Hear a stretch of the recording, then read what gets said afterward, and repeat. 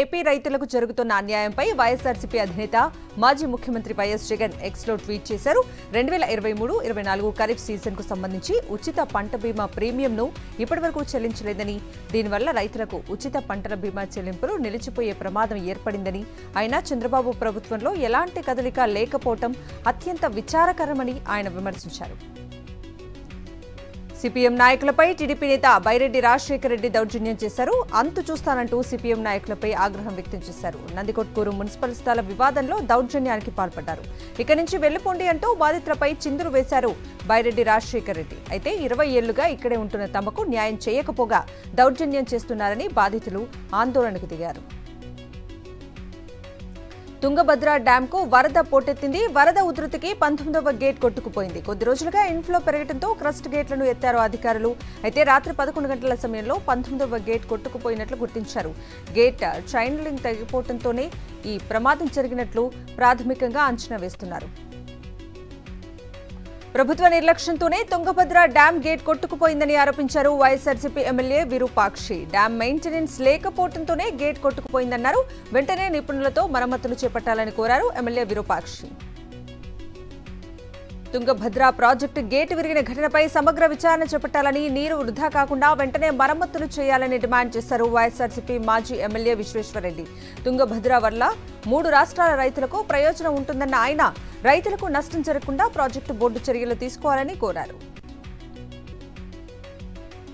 నాగార్జున సాగర్ జన సంద్రాన్ని తలపిస్తోంది. డ్యాం చుట్టుపక్కల ఎక్కడ చూసినా జనాలే దర్శనమిస్తున్నారు. ఇసుకేస్తే లానంత జనాలు సాగర్కు రావడంతో రోడ్లన్నీ వాహనాలతో నిండిపోయాయి. దీంతో నాగార్జున సాగర్ రోడ్లపైన తీవ్ర ట్రాఫిక్ జామ్ ఏర్పడుతోంది. సాగర్ డ్యాం నుంచి జాలువారుతున్న జలపాతం దృశ్యాలను చూసి సందర్శకులు మురిసిపోతున్నారు.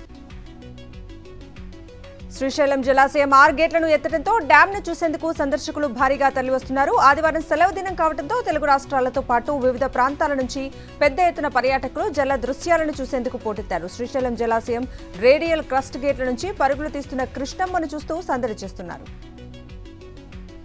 హైదరాబాద్ రామ్నగర్లో తిరంగా ర్యాలీని ప్రారంభించారు కేంద్ర మంత్రి కిషన్ రెడ్డి. దేశ సమైక్యత సమగ్రతలను కాపాడాల్సిన బాధ్యత యువతపై ఉందన్నారు.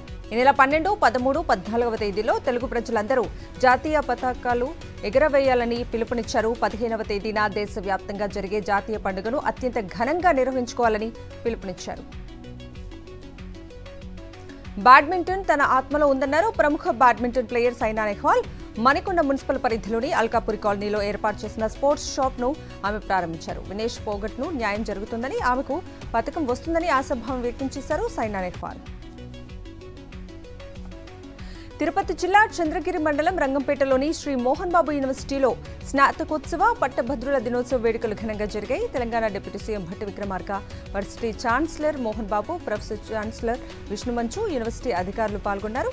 MBA, MCA, ME, IT, CS, SE కోర్సులో పట్టభద్రులైన విద్యార్థులకు పట్టాలు అందించి అభినందించారు.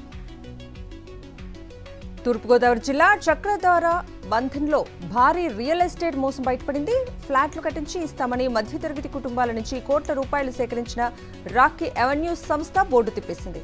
దాదాపు 15 కోట్ల రూపాయలు బాధితులకు పుచ్చుటోపు పెట్టింది. తమకు న్యాయం చేయాలని బాధితులు రోడ్డెక్కారు. విశాఖ 7 హిల్స్ ఆసుపత్రిలో మంటలు కలకలం రేగింది. ఆసుపత్రి భవనం 6వ అంతస్తు అడ్మిన్ బ్లాక్ లో మంటలు చెలరేగాయి. సమీపంలో పేషెంట్లు, సిబ్బంది లేకపోవడంతో పెను ప్రమాదం తప్పింది. ఘటనా స్థలికి వెంటనే తరలివచ్చిన ఫైర్ సిబ్బంది మంటలను అదుపు చేయడంతో ఆసుపత్రి వర్గాలు, పేషెంట్లు, బంధువులు ఊపిరి పీల్చుకున్నారు. అంబేద్కర్ విగ్రహ ధ్వంస ఘటనను ఖండిస్తూ మాజీ ఎమ్మెల్యే చిర్ల జగ్గిరెడ్డి ఆధ్వర్యంలో నిరసన కార్యక్రమం చేపట్టారు. కోనసీమ జిల్లా కొత్తపేటలో అంబేద్కర్ విగ్రహం వద్ద వైసీపీ శ్రేణులు ఆందోళన వ్యక్తం చేశారు. కూటమి ప్రభుత్వం అధికారం చేపట్టిన నాటి నుంచి రాష్ట్రంలో విధ్వంసకాండ తారాస్థాయికి చేరిందని నేతలు మండిపడ్డారు. నెల్లూరు జిల్లా ఉంగుటూరు మండలంలో హోంమంత్రి అనితకు ప్రమాదం తప్పింది. కైకరం గ్రామంలో బైక్ను తప్పించబోయిన ఎస్కాట్ వాహనం డ్రైవర్ ఒక్కసారిగా బ్రేక్ వేశాడు. దీంతో వెనుకే వస్తున్న మంత్రి వాహనం ముందు ఆగిన ఎస్కాట్ వాహనాన్ని ఢీకొట్టింది. మంత్రి వాహనంతో పాటు ఎస్కాట్ వాహనం స్వల్పంగా దెబ్బతిన్నాయి. వేరే వాహనంలో మంత్రి అక్కడి నుంచి వెళ్లిపోయారు. పార్వతీపురం మన్యం జిల్లా సాలూరు నియోజకవర్గంలో నెల రోజుల క్రితం అట్టహాసంగా ప్రారంభమైన చౌకదారుల దుకాణం అప్పుడే మూతపడింది. రాష్ట్ర మంత్రి గుమ్మడి సత్యరాణి ప్రారంభించిన చౌకదారుల దుకాణం పొగాకు తయారీ కేంద్రంగా వినియోగించుకునే విధంగా దర్శనమిస్తోంది. ప్రభుత్వం ప్రచారం కోసమే చౌకదారుల దుకాణాన్ని ప్రారంభించారా అని వినియోగదారులు ప్రశ్నిస్తున్నారు. విజయవాడ దుర్గగుడిలో నిఘా వైఫల్యం వెలుగు చూస్తుంది. అమ్మవారి అంతరాలయ విజువల్స్ సోషల్ మీడియాలో వైరల్ అవుతున్నాయి.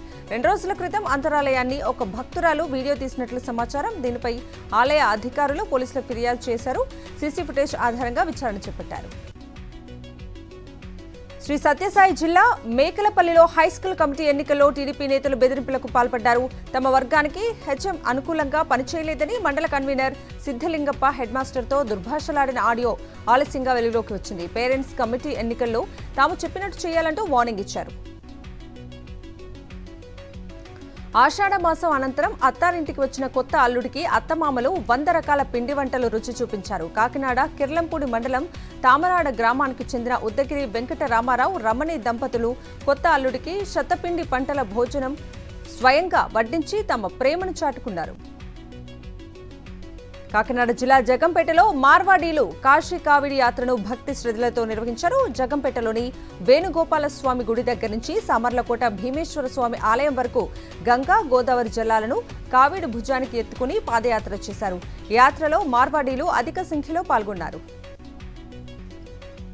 పశ్చిమాసియాలో యుద్ధాన్ని నివారించాలని, ప్రపంచ శాంతిని కాపాడాలని, పాలస్తీనా ప్రజలకు 1967 సరిహద్దుల ప్రకారం వారి సొంత దేశాన్ని ఇవ్వాలని అఖిల భారత శాంతి సంఘీభావ సంఘం నాయకులు డిమాండ్ చేశారు. ఈ మేరకు ఆ సంఘం తరఫున విజయవాడలో సమావేశాన్ని నిర్వహించారు. పాలస్తీనాపై ఇజ్రాయెల్ జరుపుతున్న దాడులను అంతర్జాతీయ సమాజం ఖండించాలని కోరారు. భద్రాద్రి కొత్తగూడెం జిల్లాలో Sitarama lift irrigation project second pump house trial run ను మంత్రులు ప్రారంభించారు. మిల్కలపల్లి మండలంలోని పూసుగూడెం వద్ద మంత్రులు ఉత్తమ్, తుమ్మల, పొంగులేటి స్విచ్ ఆన్ చేశారు. ఈ నెల 15న సీఎం రేవంత్ రెడ్డి ఈ ప్రాజెక్టును లాంఛనంగా ప్రారంభించనున్నారు. మంచిర్యాల జిల్లా చెన్నూరు నియోజకవర్గ ఎమ్మెల్యే గడ్డం వివేక్ వెంకటస్వామిపై సోషల్ మీడియా వేదికగా అనుచిత వ్యాఖ్యలు చేసిన బీఆర్ఎస్ నేత గోగుల రవీందర్ రెడ్డిపై చట్టపరమైన చర్యలు తీసుకోవాలంటూ కాంగ్రెస్ నాయకులు డిమాండ్ చేశారు. ఈ మేరకు చెన్నూరు టౌన్ సీఐ రవీందర్ కు వారు ఫిర్యాదు చేశారు. దళిత ఎమ్మెల్యేను దూషించడం బీఆర్ఎస్ నేతల అహంకార ధోరణికి పరాకాష్ట అని మండిపడ్డారు కాంగ్రెస్ నాయకులు. హైదరాబాద్ మధురానగర్ పిఎస్లో పోలీసులు 3rd డిగ్రీ ప్రయోగించినట్లు ఆరోపణలు వస్తున్నాయి. 3 రోజుల క్రితం న్యూసెన్స్ కేసులో పోలీసులు 2ని అదుపులోకి తీసుకున్నారు. అయితే పోలీసులు 2 రోజుల పాటు తమను హింసించారని బాధితులు కోర్టుకు తెలిపారు. దీంతో పోలీసుల తీరుపై ఆగ్రహం వ్యక్తం చేసింది కోర్టు. శంషాబాద్ ఎయిర్పోర్ట్లో భారీగా బంగారం పట్టుబడింది. ₹1,00,00,000 విలువైన 1390 గ్రాముల బంగారాన్ని డీఆర్ఐ అధికారులు స్వాధీనం చేసుకున్నారు. బంగారంతో పట్టుబడిన దుబాయ్ ప్రయాణికుల్ని అదుపులోకి తీసుకున్నారు. వరంగల్ జిల్లా వర్ధన్నపేటలోని మున్సిపాలిటీ నూతన భవన సముదాయంలో ఉచిత కంటి వైద్య శిబిరం నిర్వహించారు. అమెరికాలోని అట్లాంటాలో స్థిరపడి నాట్య జ్యోతి కూచిపూడి అకాడమీని స్థాపించిన జ్యోతి తన తండ్రి కోరికను నెరవేర్చడమే లక్ష్యంగా ఈ ఉచిత కంటి వైద్య శిబిరాన్ని ఏర్పాటు చేశారు. స్థానిక ఎమ్మెల్యే కేఆర్ నాగరాజు ముఖ్య అతిథిగా హాజరై శిబిరాన్ని ప్రారంభించారు. యాదాద్రి శ్రీ లక్ష్మీ నరసింహస్వామివారి ఆలయంలో స్వాతి నక్షత్రం సందర్భంగా స్వామివారికి అర్చకులు విశేష పూజలు జరిపారు. ఇవాళ శ్రీ స్వామివారి జన్మ నక్షత్రమైన స్వాతి నక్షత్రం సందర్భంగా ఆలయంలో 108 కలశాలకు పాంచరాత్ర ఆగమ శాస్త్ర ప్రకారం ఘటాభిషేక పూజలు నిర్వహించారు. కలశాలలోని వివిధ ఫలరసాలు, పంచామృతాలు, శుద్ధ జలంతో శ్రీ స్వామి అమ్మవార్లను అభిషేకించారు. ఈ వేడుకల్లో భక్తులు పెద్ద ఎత్తున పాల్గొన్నారు. ఆదిలాబాద్ జిల్లాలోని గిరిజన గ్రామాల్లో సంప్రదాయ గుర్రం ఆటలతో సందడి చేస్తున్నారు చిన్నారులు. అమావాస్య మర్నాటి నుంచి పొలాల పండుగ వరకు నెల రోజుల పాటు ఆదివాసీ పిల్లలు, యువకులు వెదురు బొంగులతో గుర్రం ఆట ఆడుతూ ఉంటారు. 2 వెదురు కర్రలతో నడక సాగిస్తారు. పొలాల పండుగ మర్నాడు బొడగ పూజలతో పండుగ ముగిస్తామని ఆదివాసీలు తెలిపారు. కేరళలోని వయనాడ్లో వరద బాధితుల సహాయార్థం భూపాలపల్లిలో విరాళాలను సేకరించారు. భూపాలపల్లిలోని వర్తక, వ్యాపార, వాణిజ్య సముదాయాల నుంచి విరాళాలు సేకరించారు సిపిఐ నాయకులు. ప్రధాని మోదీ వయనాడ్లో పర్యటించిన క్రమంలో అక్కడ జరిగిన ప్రకృతి విలయాన్ని జాతీయ విపత్తుగా ప్రకటించి బాధితులను ఆదుకోవాలని కేంద్ర ప్రభుత్వానికి వారు విజ్ఞప్తి చేశారు. తూర్పుగోదావరి జిల్లా ధవళేశ్వరంలో కిడ్నాప్ అయిన 2 బాలికలు కోసం పోలీసులు ముమ్మరంగా గాలింపు చర్యలు చేపట్టారు. 4 బృందాలతో పోలీసుల గాలింపు చర్యలు చేపడుతున్నారు. కాగా రైల్వే టీసీని అంటూ ఒరిస్సా మహిళ ఆమె పిల్లలతో వెంకటేష్ అనే యువకుడు పరిచయం పెంచుకున్నాడు. బాలికలను హాస్టల్లో చేరుస్తానంటూ వెళ్లిన వెంకటేష్ ఫోన్ను స్విచ్ ఆఫ్ చేశాడు. దీంతో బాధితురాలు పోలీసులకు ఫిర్యాదు చేసింది.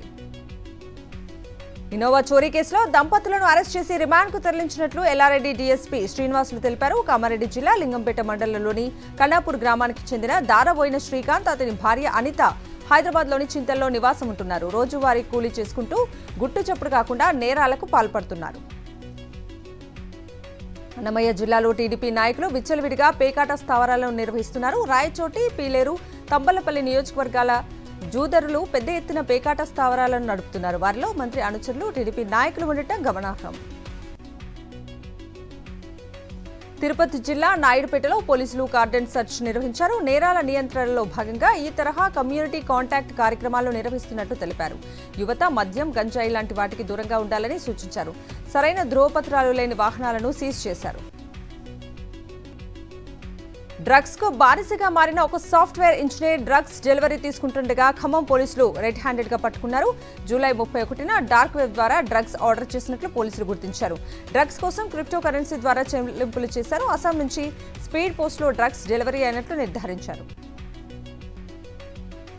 హిమాచల్ ప్రదేశ్ను మరోసారి భారీ వర్షాలు ముంచెత్తాయి. ఈ ఆకస్మిక వరదలకు ఊర్లన్నీ నీట మునిగాయి. పలు చోట్ల కొండ చర్యలు విరిగిపడ్డాయి. శుక్రవారం సాయంత్రం నుంచి రాష్ట్రంలోని నహన్లో అత్యధికంగా 168.3 మిల్లీమీటర్ల వర్షపాతం నమోదైంది. భారీ వర్షాల కారణంగా రాష్ట్రంలో అనేక రహదారులు దెబ్బతిన్నాయి. ఈ నెల 16వ తేదీ వరకు కూడా రాష్ట్రంలో భారీ వర్షాలు కురిసే అవకాశం ఉందని భారత వాతావరణ శాఖ హెచ్చరించింది. పారిస్ ఒలింపిక్స్ లో భారత ప్రయాణం ముగిసింది. 5 కాంస్యం, 1 వెండితో కలిపి మొత్తం 6 మెడల్స్ సాధించింది. వినేష్ పోగట్కు అనుకూలంగా తీర్పు వస్తే మరో పథకం ఇండియా ఖాతాలో చేరే అవకాశం ఉంది. కానీ స్వర్ణం సాధించడంలో భారత్ విఫలమైంది. గత 4 ఒలింపిక్స్ లో భారత్ ఖాతాలో ఒకే ఒక స్వర్ణ పథకం ఉంది.